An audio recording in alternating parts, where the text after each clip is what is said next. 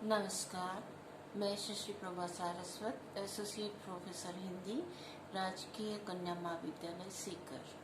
प्रिय विद्यार्थियों, आज का विषय है हमारा कवि सुमित्रानंदन पंत। पंत जी की सुप्रसिद्ध कविता प्रथम रश्मि के बारे में आज हम चर्चा करेंगे। पिछले वीडियो में भी हमने प्रथम रश्मि शीर्षक कविता पर कुछ व्याख्याएं की है। उसी कड़ी को आगे बढ़ाते हुए अगला पद्यांश करते हैं। पद्यांश निम्नवत है।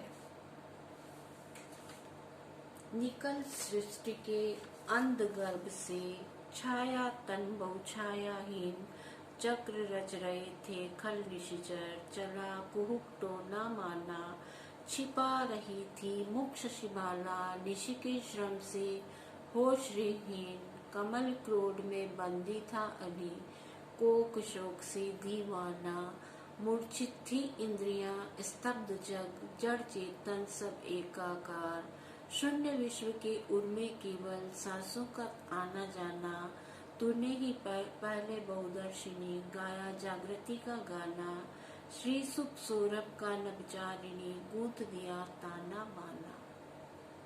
निकल सृष्टि के अंधगर्भ से, सृष्टि का अर्थ होता है संसार,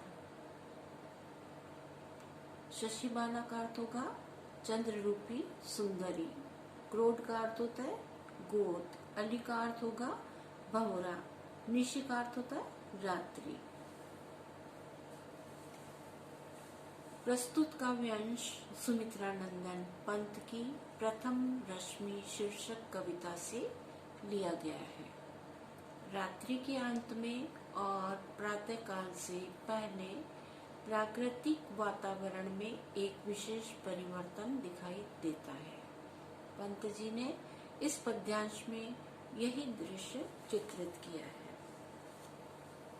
कवि सुमित्रानंदन पंत जी वर्णन करते हुए कहते हैं कि रात्रि के सघन अंधकार में छाया के समान काले शरीर वाले तथा छाया से रहित अनेक दुष्ट रात्रिचारी प्राणी सृष्टि से, संसार से बाहर निकलने लगे।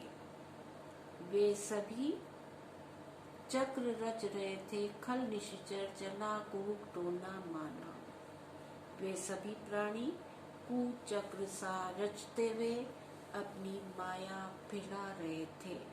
इस कारण सृष्टि में, संसार में सब जगह अंधकार व्याप्त हो गया, अंधकार का जादू सा फैल गया। प्रातःकाल होने से पहले छिपा रही थी मुख शशिबाला, निशि के श्रम से होशहीन, कमल क्रोध में बंदी था अली, कोक शोक से दीवाना।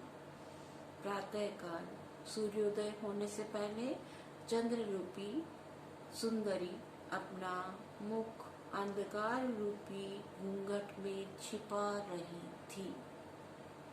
रात भर परिश्रम करने से उसका मुख शोभाहीन हो गया था। प्रातःकाल होने पर कमल खिलने लगे थे और उनके अंदर बंदी बने हुए भंवरे बाहर आने लगे। अली का अर्थ होता है भंवरा। कमल के अंदर जितने भी भंवरे रात्रि में बंद हो गए थे वे सब बाहर आने लगे। रात्रि में अपनी प्रिया से बिछुड़ने के कारण चक्रवाक वीरा बेतासी दीवाना बन रहा था। उसे भी प्रातःकालीन प्रथम रश्मि की आभा से शांति मिल रही थी। कवि सुमित्रानंदन पंत जी कहते हैं कि रात्रि में सभी प्राणी सो जाते हैं। इस कारण उनकी सभी इंद्रियां एक प्रकार से मूर्छित सी हो जाती है। मूर्छित थी इंद्रियां, स्तब्ध जग, जड़ चेतन सब एकाकार, शून्य विश्व के उनमें केवल सांसों का आना जाना। कवि कहते हैं कि रात्रि में सभी प्राणी सो जाते हैं, इस वजह से उनकी सारी इंद्रियां एक प्रकार से मूर्छित सी रहती हैं और जड़ चेतन रूप सारा संसार एकाकार होकर स्तब्ध रहता है। उस समय सारे संसार के हृदय में श्वासों का आना जाना एकदम बंद सा हो जाता है और ऐसा लगता है मानो ये जगत एकदम निर्जीव सा हो गया है। ऐसे